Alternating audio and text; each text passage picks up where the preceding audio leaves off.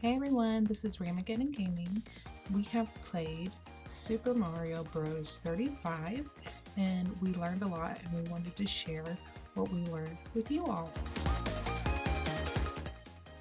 First things first is don't ignore the enemies. You may be tempted just to run past any and all enemies you see like in a normal Mario game.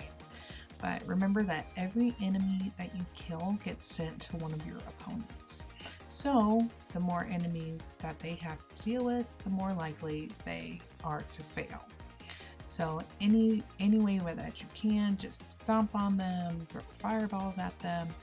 That's definitely one of our favorites. Do whatever you can just to try and send as many enemies to your opponents as possible.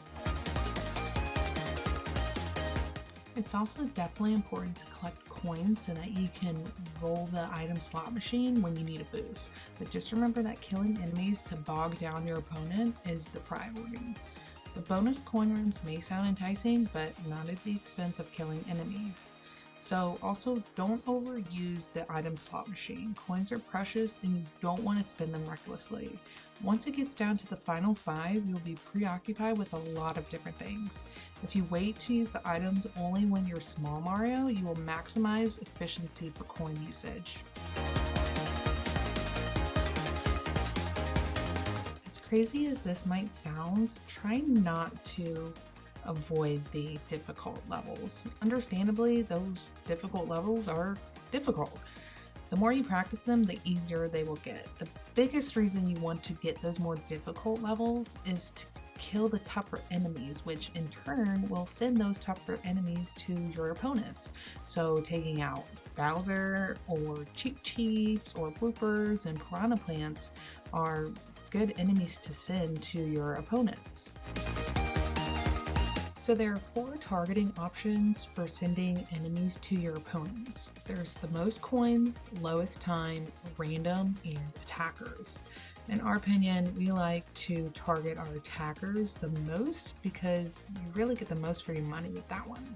Say there's 5 people attacking you. Well, if you take out an enemy, that enemy is going to be sent to all 5 of those attackers, whereas the most coins and lowest time, it's really just singling out the person who has the most coins and lowest time. So unless you want to play dirty, then I guess you can single them out, but we like to get more for our money, so we always target the attackers.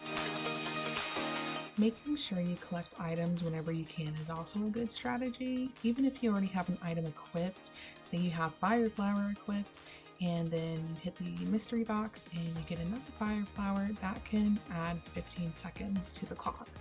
Also, taking out enemies and getting to the finish adds to the clock.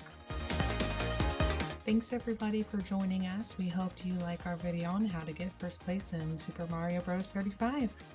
Be sure to like this video and subscribe to our channel, Ramageddon Gaming, and we'll see you where the action is.